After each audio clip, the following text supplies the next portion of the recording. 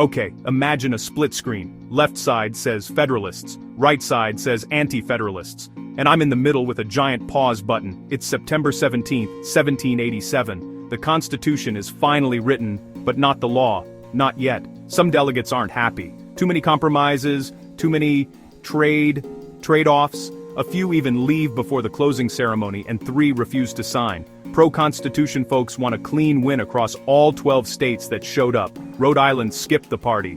They declare it was done in convention by the unanimous consent of the states present.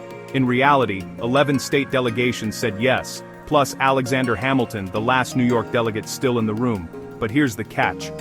The convention can't just say, boom, it's law. They set a rule. 9 of the 13 states have to ratify it. So each state holds a special convention. The entire country starts debating, line by line, sentence by sentence. Stakes? Massive. Either this new plan survives, or the United States stumbles. Split screen time. Left, Federalists. Right, Anti-Federalists. Federalists first. Alexander Hamilton.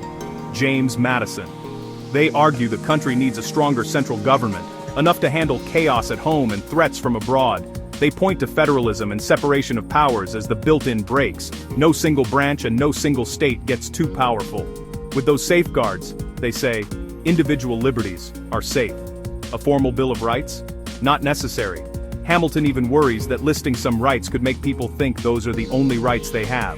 To sell the plan, Hamilton and Madison start writing. 85 essays, published under the pen name Publius. The Federalist Papers launch on October 27, 1787, to convince Americans that the Articles of Confederation won't cut it, and that the Constitution is the upgrade the nation needs. Now, pan-right, anti-federalists, they're not buying it.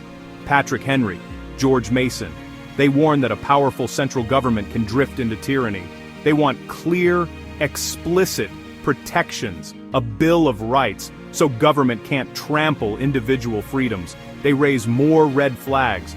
A strong army used to collect taxes, federal courts overshadowing local justice, central government steamrolling states. Especially on hot-button issues like taxation slavery. They published speeches and essays too, later bundled as the Anti-Federalist Papers. And in Rhode Island, tensions get so intense that on July 4, 1788, over 1,000 armed protesters march into the Capitol. It nearly turns into a civil war, inside one state. Here's the surprising part. Through all that heat, a lot of the debate stays grounded in civil discourse. Reasoned argument, evidence, willingness to engage. In Federalist number 1, Hamilton even warns about passions boiling over, and he sets a goal: argue in a way which will not disgrace the cause of truth. Translation: argue to understand, not just to win. And that approach works.